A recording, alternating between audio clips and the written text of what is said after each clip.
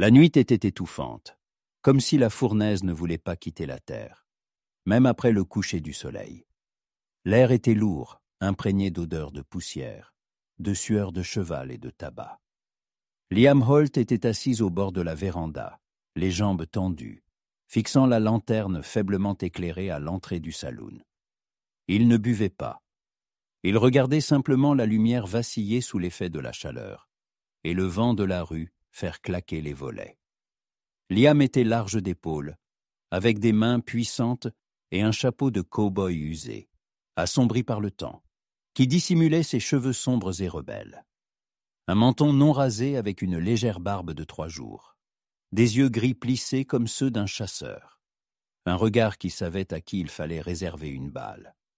Son visage était buriné par le vent, avec une cicatrice près de la tempe, comme le souvenir d'une ancienne dette.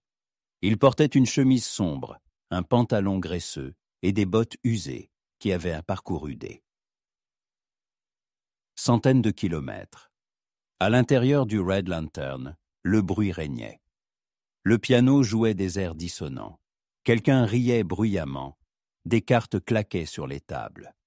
Et à travers ce brouhaha, la voix d'Evelyn Rose perçait de temps en temps. Elle était reconnaissable, claire, avec un voile de raucité, comme brûlée par la vie à son image. Liam savait qu'elle ne chantait pas pour eux à ce moment-là, juste pour étouffer ses propres pensées. Evelyn était une femme qu'il était impossible de ne pas remarquer. Grande, avec une posture droite comme une danseuse, des cheveux roux châtains épais, relevés haut mais toujours avec une mèche s'échappant près de sa tempe. Ses yeux étaient verts comme le verre d'une vieille bouteille, perçants et observateurs. Elle portait des robes avec des décolletés plongeants, non par provocation, mais par désir de pouvoir. Ses longs doigts s'étaient habitués à tenir un verre et à donner une gifle. Sa voix contenait toujours plus qu'une simple. Chanson, une histoire. À cet instant, quelque chose en lui tressaillit, comme si l'air avait brusquement changé. Près du saloon, un claquement retentit, comme si quelqu'un avait violemment jeté une bouteille. Puis un second, et soudain, une flamme jaillit dans la nuit. Brillante, orange, vorace, elle s'échappa de la fenêtre de la cuisine et lécha le toit, montant plus haut comme la langue d'une bête infernale. Un cri, féminin, comme un couteau dans l'oreille. Liam bondit avant même d'avoir pu réfléchir. Les gens commençaient à s'échapper du saloon. Dans la fumée, toussant, chacun avec ce qu'il pouvait. L'un avec son chapeau, l'autre avec une bouteille. Quelqu'un faisait tomber des chaises. Cris, panique. Et au milieu de cette confusion, il la vit. Au 2e étage, dans l'embrasure d'une fenêtre, Evelyn. Sa robe en feu, les cheveux ébouriffés, les yeux fous de terreur. « Evelyn !» Il se précipita à l'intérieur, au cœur de la fournaise. Les planches du sol brûlaient déjà. L'air lui coupait les poumons comme un couteau. La fumée obscurcissait tout. En bas, le bar était en flammes. L'escalier était à moitié effondré. Liam, se couvrant la bouche de sa manche, se précipita, presque à 4 pattes, vers l'étage. Chaque pas était un effort surhumain. Il la trouva dans le couloir, presque inconsciente. Elle s'accrochait au mur, essayant de ne pas tomber. « Je suis là », murmura-t-il, la soulevant dans ses bras. Ses yeux le fixèrent. D'abord, elle n'y crut pas. Puis, elle ferma simplement les yeux et pressa son front contre sa joue. Il la porta comme il avait autrefois porté un camarade blessé du champ de bataille. Seulement cette fois, son cœur battait différemment. Pas de peur, pas de devoir, quelque chose d'autre. Ils s'effondrèrent aussi dans la rue, dans la poussière, le vent, le brouhaha de la foule. Quelqu'un essayait déjà d'éteindre le feu, transportant des seaux. Evelyn haletait, toussait, essuyant la suie de son visage. Sa robe y était noircie, ses cheveux sentaient le brûler. Mais elle était vivante. Liam voulait se retirer. Il voulait juste s'assurer qu'elle allait bien et partir. Comme toujours.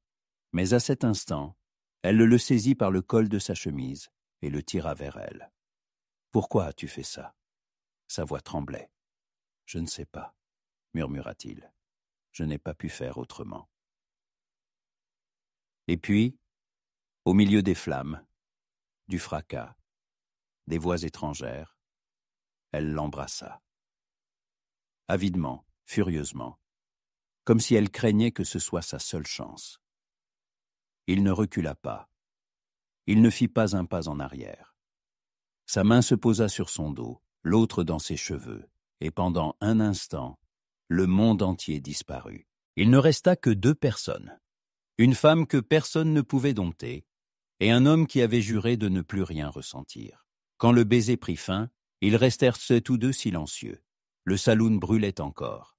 Des étincelles montaient vers le ciel, comme des étoiles à l'envers. « Ce n'était pas un simple accident, » dit Evelyn doucement. « Quelqu'un a mis le feu, et je sais qui. » Liam la regarda et comprit, ce n'était que le début.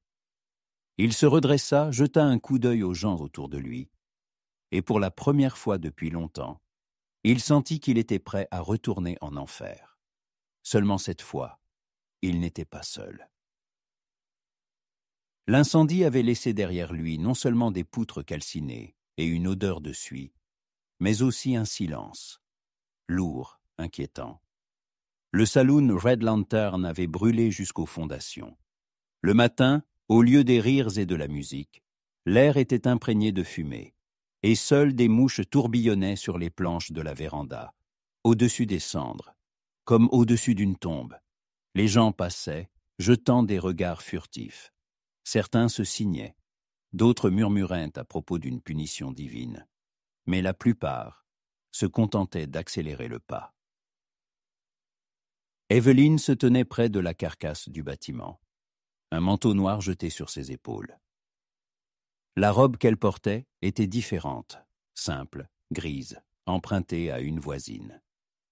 Ses cheveux étaient attachés, son visage fatigué, avec de la suie au coin des yeux, comme si des larmes avaient écoulé sans être y essuyées. Elle semblait étrangère à cet endroit où elle avait autrefois brillé.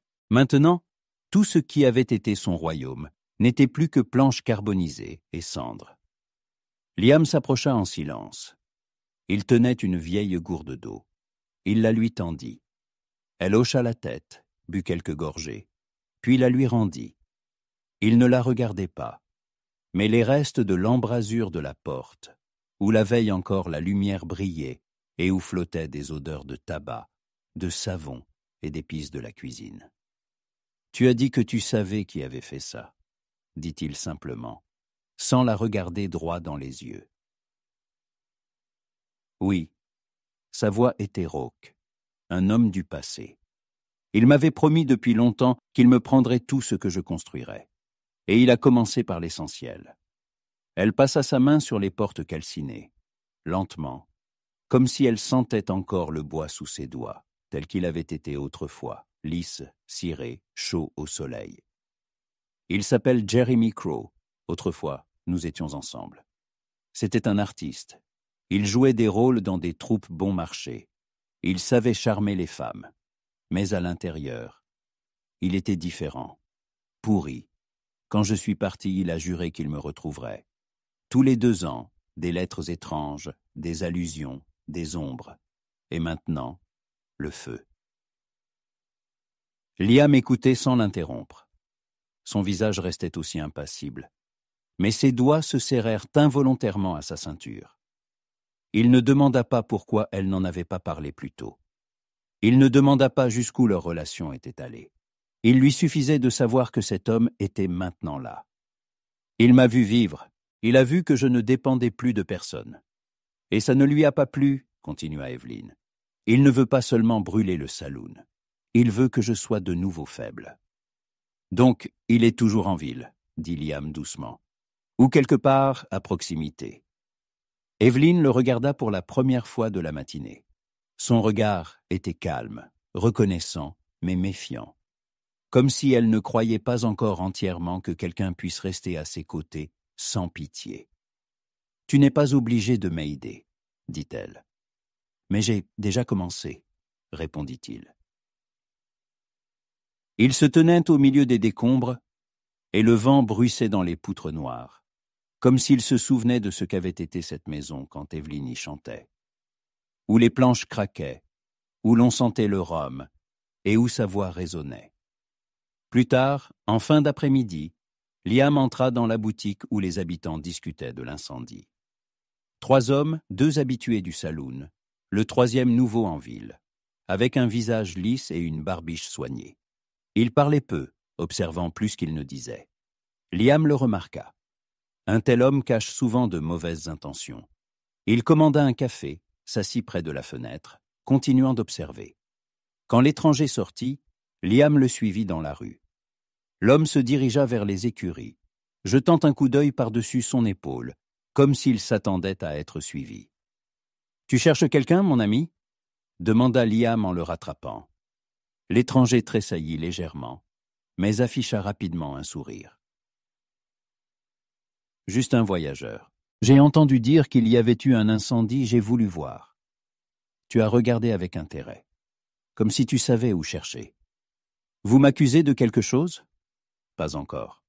Mais s'il s'avère que tu es Jeremy Crow, je te conseille de prendre le premier cheval et de t'en aller, avant que toute la ville ne te voie comme l'incendiaire. L'étranger pâlit. Il voulut répondre, mais sa langue, visiblement, était sèche. Liam le regarda sans ciller jusqu'à ce qu'il détourne le regard et s'éloigne. Rapidement, presque en courant. De retour auprès d'Evelyne, Liam dit « Il est là et il a peur. » « Alors il agira de nouveau, » dit-elle doucement. La lune montait sur les prairies, inondant les ruines noires de cendres. Le vent portait l'odeur de la fumée et de quelque chose d'autre. Pas seulement la suie, mais une anxiété, à peine perceptible, comme la prémonition d'un coup de feu qui n'avait pas encore retenti, mais qui était sur le point de le faire. Le lendemain matin, la ville semblait retenir son souffle. Les rues étaient un peu plus calmes, les regards des passants plus prudents. Les habitants de Saddle Creek sentaient la tension dans l'air, comme une bête sent l'approche d'un orage. L'incendie du Red Lantern avait secoué tout le monde. Mais ce n'était pas la nuit de feu qui effrayait le plus, c'était le silence qui la suivait. Les gens avaient cessé de bavarder au coin des rues, les portes se fermaient plus tôt que d'habitude, et même les chiens aboyaient plus doucement. Evelyne était assise dans la maison en périphérie, chez la veuve Grace, une vieille amie. La petite maison se trouvait près de la rivière, cachée dans les saules. Elle buvait du thé froid et regardait des plumes blanches flotter sur l'eau. Un revolver était posé à côté d'elle.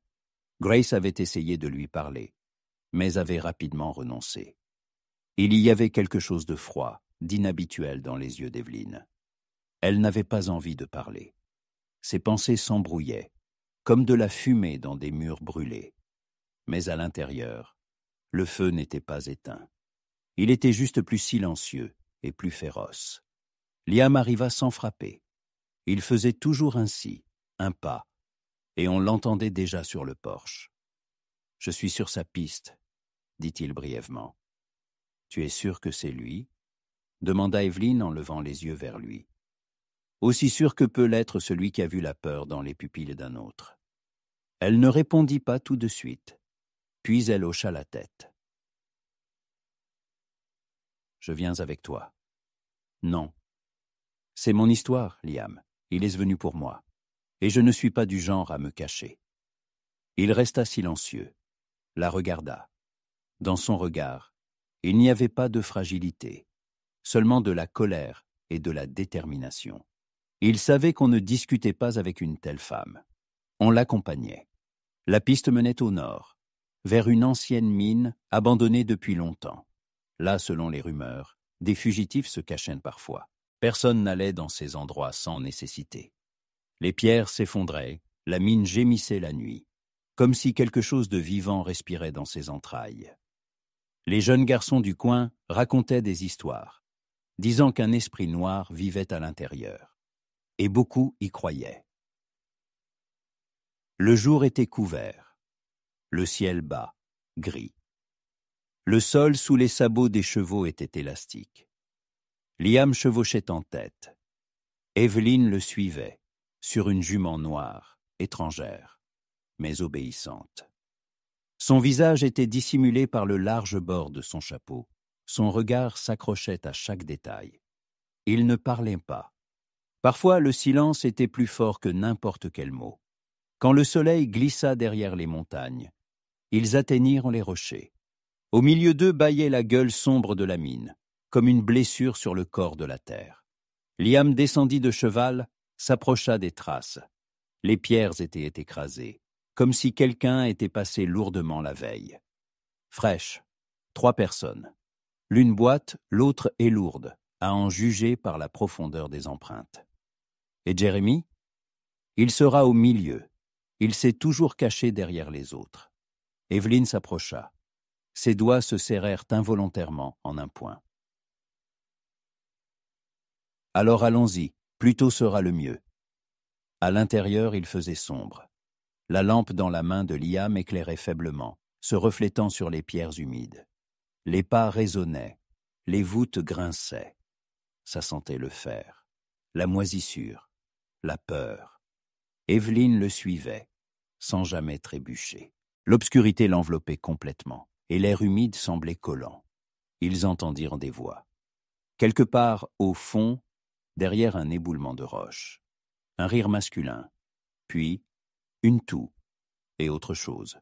Des chuchotements, comme si quelqu'un se disputait. Liam s'immobilisa, posa sa main sur son revolver. Evelyn s'approcha, épaule contre épaule. « Tu es prête ?» murmura-t-il. « Je suis née prête. » Ils firent un pas en avant, et à ce moment, quelque chose craqua sous son pied. Un morceau de vieille planche, caché par la poussière. Silence. « Qui est là ?» s'écria une voix. « Hé !» Et la fusillade commença. Les balles sifflaient, ricochaient sur les murs. Liam tira Evelyn derrière un surplomb, répondit par 2 coups de feu, au hasard, mais avec précision. L'un des assaillants cria. L'écho des tirs rebondissait dans les tunnels, comme une bête en cage. « Sortez !» cria quelqu'un dans l'obscurité. « Ou je la tue !» Evelyn échangea un regard avec Liam. Il hocha simplement la tête, brièvement, avec assurance. Elle sortit un pistolet caché sous son manteau. « Essaie d'abord. » Un coup de feu, un cri, le silence. Des pierres tombèrent du plafond. Pendant une seconde, il sembla que toute la mine avait tremblé. Quand tout se tut, ils entrèrent notre plus profondément. L'un des hommes gisait inconscient, l'autre mort, et le troisième n'était pas là. Seulement sur le mur, gravé au charbon, ce n'est que le début. Liam s'approcha. Sur le sol, un signe. Un morceau déchiré d'une affiche de théâtre. Un morceau du mot spectacle et une partie d'une date, comme arraché du passé. « Il joue avec nous, » dit-il. Evelyn serra les lèvres. Son visage s'assombrit. « Et j'en ai assez d'être spectatrice. » Dehors, la nuit tombait déjà. Le vent emportait la poudre et l'obscurité, mais le sentiment, comme si une partie d'eux-mêmes était restée dans la mine. Ils sortirent en silence, comprenant. Le jeu avait commencé sérieusement. Le chemin du retour était coupé.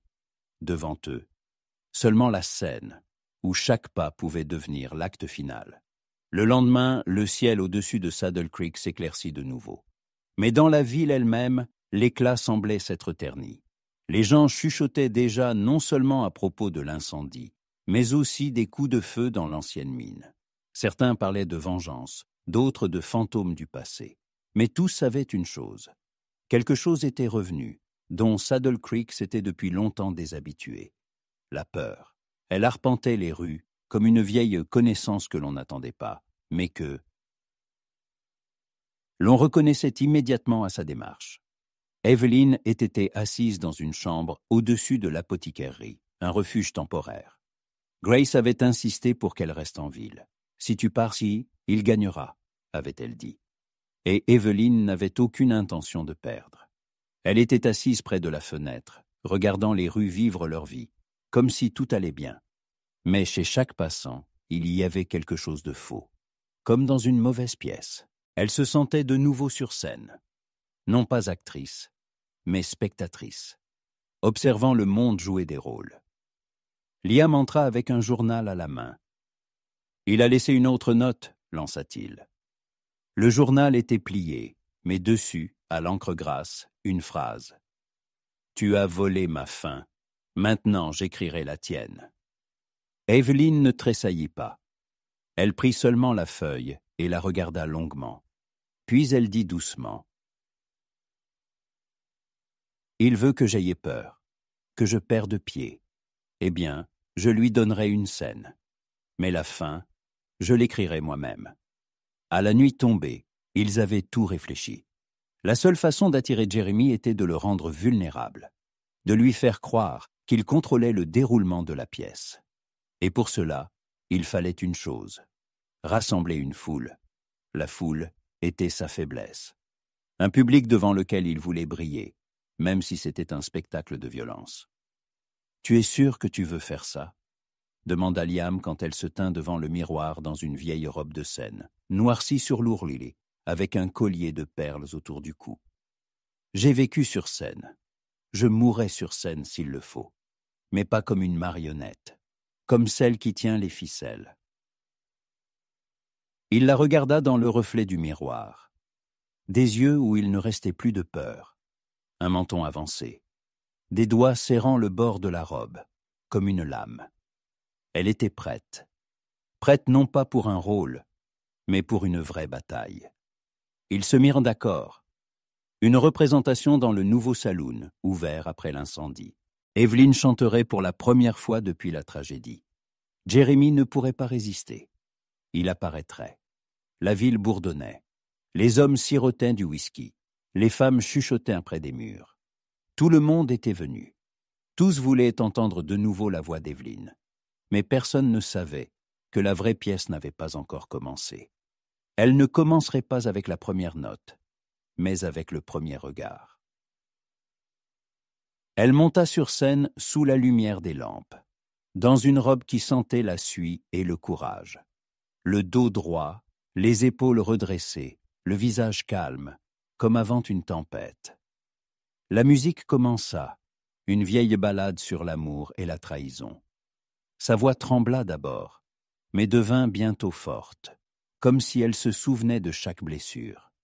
Elle ne chantait pas, elle parlait pour elle, pour celle qui avait survécu. Et c'est alors qu'elle le vit, au fond de la salle, le visage dans l'ombre, mais les yeux, les mêmes. Le visage avait changé, vieilli, amaigri, les lèvres plus fines, le regard plus féroce. Mais c'était lui, Jeremy Crow. Il la regardait sans ciller. Elle chantait, sans faiblir. Et à l'intérieur, tout brûlait, comme cette nuit-là. Et à chaque couplet, elle sentait son masque se fissurer. Comme il se retenait, s'accrochait à l'ombre, à la pose, mais le tremblement dans sa main le trahissait. La chanson se termina. Et au moment où la salle fut plongée dans le silence, il se leva, fit un pas en avant. Quelque chose de métallique brilla dans sa main. Personne ne comprenait encore ce qui se passait. « Tout le monde à terre !» cria Liam, et la seconde suivante, un coup de feu fendit l'air. Evelyn tomba, non pas d'une balle, selon le plan. Tout le monde cria, la panique éclata. Quelqu'un brisa une bouteille, quelqu'un se glissa sous une table, quelqu'un cria le nom d'un enfant. Mais Liam était déjà près de Jeremy. Revolver à la main, démarche assurée. « Fin du spectacle, Crow, » dit-il. Le rideau, un coup de feu, un seul, à l'épaule. Jeremy s'effondra. Les gens s'enfuirent du saloon. Il ne resta que 3 personnes. Evelyn se relevant du sol, Liam haletant, et Jeremy se tordant de douleur. Les planches de la scène étaient inondées de lumière, et sous leurs pieds craquait le verre brisé d'un verre. « Pourquoi ne l'as-tu pas tué ?» demanda-t-elle. « Parce qu'il mérite de t'entendre chanter de nouveau, pas par vengeance, mais parce que tu le peux. » Jeremy la regarda d'en bas, pour la première fois, sans défi. Il y avait un vide dans ses yeux, ni peur, ni colère, une défaite. « Tu n'es plus une actrice, murmura-t-il. « Non, répondit Evelyn, je suis l'auteur. et elle sortit dans la nuit, qui, enfin, ne sentait plus le brûler. Une nuit où chaque inspiration était pleine de sens, où les rues étaient de nouveau des rues et non des décors, où sa voix, même silencieuse, résonnait plus fort que les balles. Mais quelque part au loin, derrière les collines, quelqu'un lisait déjà pour lui-même une nouvelle affiche. Le deuxième acte commencera bientôt.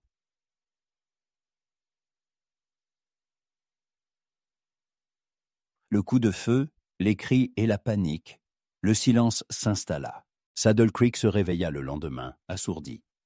Jeremy Crow avait été arrêté et gisait sous garde chez le docteur Eldridge. Mais ce n'était qu'un épilogue.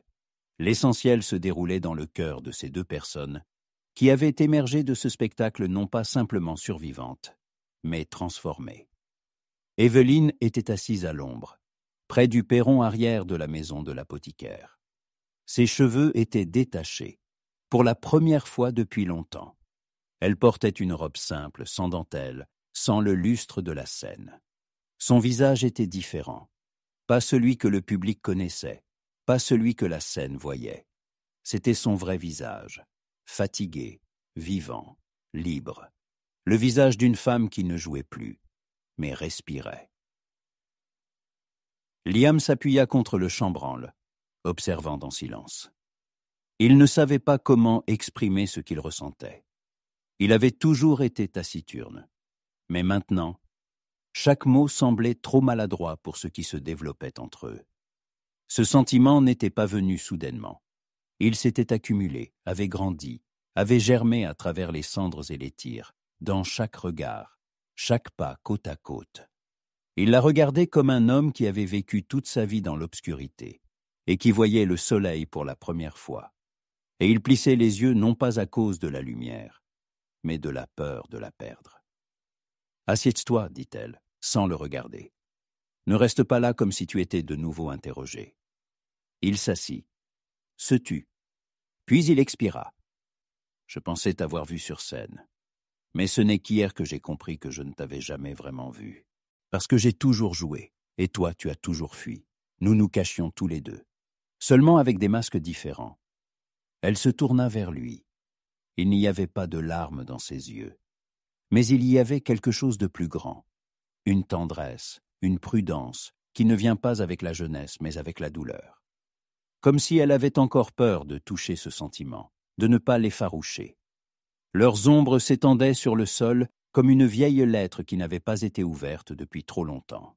« Je ne sais pas comment continuer, » dit-il doucement. « Je ne sais pas comment être proche. Je ne sais pas comment parler correctement. Je ne sais pas comment ne pas avoir peur de me retrouver seule à nouveau. »« Moi non plus, » sourit-elle. « Mais peut-être que si nous marchons côte à côte, nous pourrons apprendre. » Il regarda ses mains, des doigts fins, avec de petites brûlures. À côté de ses paumes rugueuses, elles semblaient presque fragiles. Il toucha son poignet, lentement, comme un oiseau blessé, craignant qu'elle ne s'envole. « Il me semblait que tout ce que je touchais s'effondrait, » dit-il doucement. « Mais tu es devant moi, et tout ce que je veux, c'est te tenir pour que tu ne tombes pas. » Elle baissa les yeux, puis les releva de nouveau. Il y avait tant de chaleur en eux que même le vent dans la ruelle se calma. « Et je suis tombée, Liam, beaucoup de fois.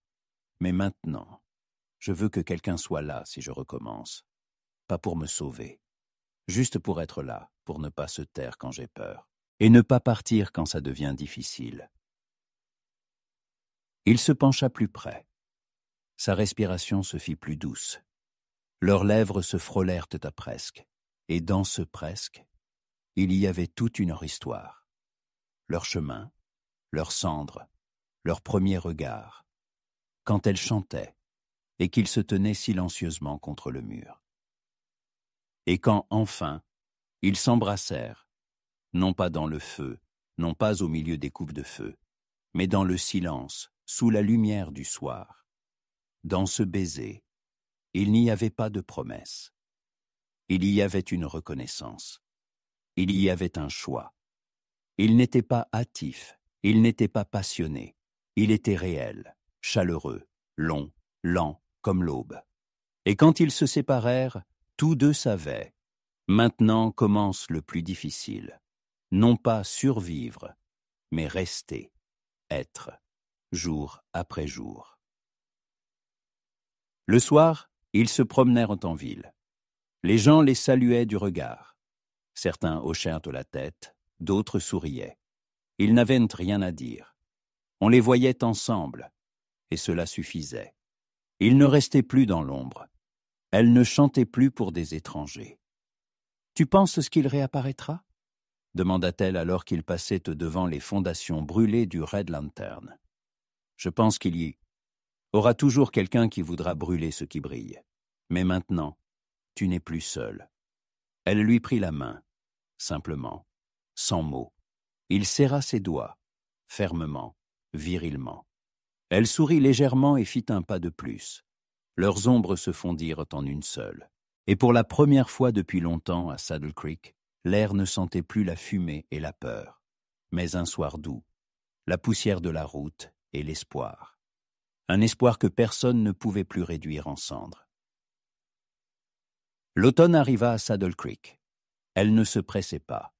Elle rampait dans les rues avec une brise légère, s'entremêlait au parfum des steppes, colorait le feuillage au-dessus des maisons d'or et de rouille. La chaleur était tombée, mais l'air gardait l'âpreté sèche des prairies. Les gens buvaient à nouveau du café sur les vérandas, se disputaient à nouveau au coin des rues, vivaient à nouveau.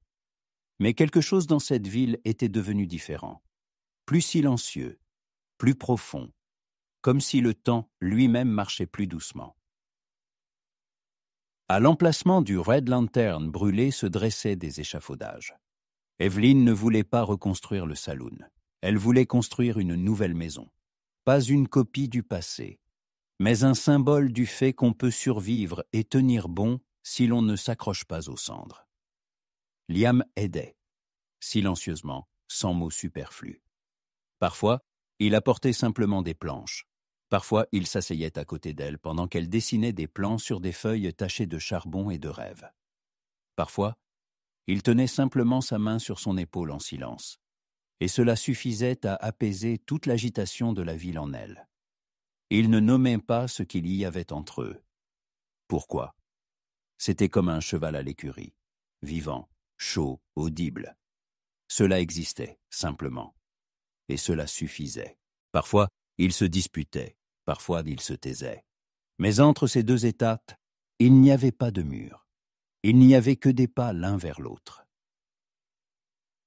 Jeremy Crow fut emmené à la prison du comté, sans bruit, sans célébration. Il ne résista pas. Il regarda Evelyn une dernière fois à travers la fenêtre de la charrette, et dans ses yeux, il n'y avait plus ni feu, ni colère. Seulement le vide, comme un acteur dont le spectacle est terminé, mais dont le rideau n'est jamais tombé. « Adieu », lui dit-elle alors. « Tu n'existes plus. » Les mots étaient simples, mais ils contenaient que le point final qu'il craignait tant d'entendre. Il se détourna et disparut, ne laissant dans sa vie que des cendres, mais plus de fumée ni de douleur. Un soir, alors que le soleil se couchait déjà derrière les collines, ils étaient assis tous les deux sur le toit de la maison de Grace. Liam fumait, Evelyn tenait une tasse de thé. En bas, la ville s'endormait. C'était silencieux. Le cri d'une chouette, le bruissement du vent et un cœur battant sous une paume. « Tu ne regrettes pas la route ?» demanda-t-elle. Il haussa les épaules. « Avant, oui. Maintenant, il me semble que je suis arrivé là où j'allais. Je ne le savais juste pas. » Elle le regarda et dans sa poitrine, une douleur chaude mais prudente serra son cœur. Celle qui vient quand on comprend. Ce n'est pas un rêve. C'est réel. Cela peut se briser au moindre mouvement brusque. Mais si on le chérit, cela restera. « Et toi ?» demanda-t-il. « Moi aussi, j'ai eu des scènes, des spectateurs, des applaudissements. Et maintenant ? Des planches, des briques, de la poussière. Mais jamais encore je ne me suis sentie aussi vivante. » Il éteignit sa cigarette. Se tut. « Tu vas construire un nouveau saloon ? Non, sourit-elle, ce sera une bibliothèque ou une école, ou simplement un endroit où l'on peut s'asseoir, écouter de la musique et ne pas avoir peur. Il hocha la tête et lui prit la main. L'important, c'est que tu sois là. Je le serai, tant que tu seras à mes côtés. Elle posa sa tête sur son épaule. La chaleur de ses cheveux touchait sa joue. Il ferma les yeux. Le vent agitait ses cheveux. Il glissa sur sa joue. Ça sentait le bois, la poussière, la terre du soir. Et dans ce vent, il n'y avait pas de menace, seulement la paix. Un cavalier entra dans la ville, solitaire. Son visage était couvert d'un foulard contre la poussière. Son regard, attentif. Il s'arrêta au puits, fit boire son cheval. Jeta un coup d'œil à la maison en construction. Puis, au toit, où 2 personnes étaient assises. Il voulut dire quelque chose, mais changea d'avis. Hocha la tête et continua sa route, vers le coucher du soleil. Et cela aussi faisait partie de la nouvelle vie. Certains partaient, d'autres restaient. L'important, c'est de savoir où est sa maison, et de savoir la reconnaître, même si ce n'est pas un lieu, mais une personne. Et sur le toit, sous la dernière lumière dorée, Liam et Evelyn étaient assis côte à côte, sans spectacle, sans masque, juste ensemble, lui, avec une main sur son dos, elle, avec ses doigts jouant avec un bouton sur sa manche. Et peut-être c'était bien cette fin qu'il craignait. Une fin où il n'y a pas de drame. Il n'y a que le silence, le soir, et 2 personnes qui ont survécu au feu et sont restées humaines. Des humains capables d'aimer et de vivre, vraiment.